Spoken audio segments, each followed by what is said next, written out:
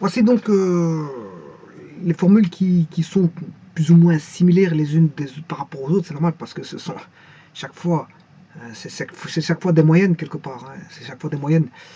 Bon, ici on a une moyenne pure, une moyenne arithmétique pure. Sachez qu'il existe plusieurs types de moyennes, moyenne géométrique, mais ici il s'agit et d'autres moyennes. Ici il s'agit d'une moyenne arithmétique. Voilà, c'est voilà les modalités multipliées par les effectifs, divisé par l'échantillon de la population. Ici, il s'avère que je vais faire un exemple avec une classe. Donc, je prends les centres de classe pour avoir voilà, des modalités. Les centres de classe vont constituer donc, les modalités.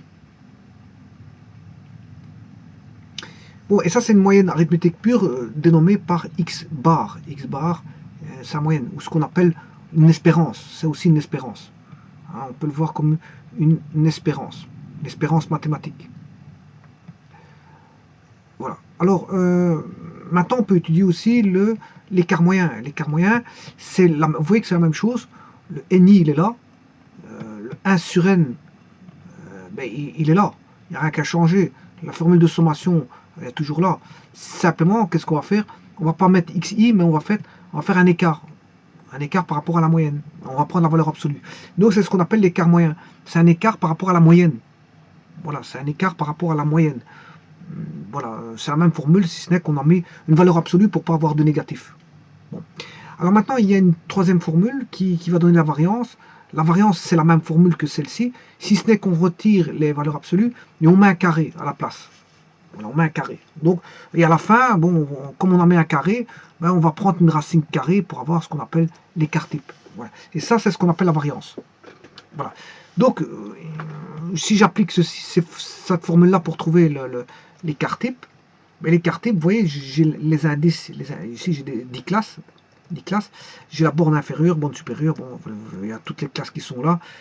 Voilà, j'ai le centre de classe, la moitié entre 0 et 4, ben, c'est 2. Mais par contre, attention que la dernière classe, comme je l'ai fait par la méthode de Sturge, bon, la dernière classe, je me suis permis de mettre comme, voilà, l'élément maximal était 42, il faut bien que je l'insère quelque part. Moi, j'ai fait 10 classes de 4, comportant 4 éléments. Voilà, il faut bien que le dernier élément, bon, c'est pas grave, il y a 6 éléments. Ce qui veut dire que, voilà, on vous ferait 36 plus 42 divisé par 2, ce qui fait 39. Bon, c'est pas grave, il y a un élément, il y a 2 éléments en plus. De 40 à 42, il y a 2 éléments en plus. C'est pas grave. On fait une classe un peu plus longue pour la dernière. Voilà. Alors, j'aurais pu faire aussi une classe. Enfin, je préfère m'arranger comme ça. Voilà, mettre deux. Voilà. Alors, on a les centres de classe qui sont les moyennes de classe. On a les effectifs qui sont des données. Bon, voilà. Vous faites les x, i, n, i pour avoir calculé. Ça, c'est pour calculer la moyenne. Hein, la moyenne, vous avez besoin pour calculer le xi moins x bar. Donc, ici, vous faites xi moins x moyen. Vous mettez tout au carré. Voilà, on calcule ceci. Ceci. Ensuite, je calcule fois NI. C'est NI, XI moins X bar moyen au carré. Voilà, ensuite, je calcule la somme qui est là. Et ça, je divise 13 280. Je divise par la moyenne 19,2 et j'obtiens la variance qui est 88,53 que je mets racine carrée. La racine carrée, ben voilà, j'obtiens 9,4. Et ça, c'est l'écart type. C'est l'écart type.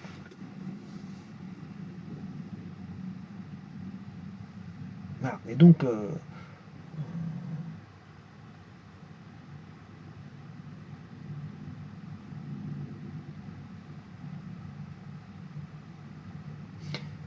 voilà. Je vous remercie.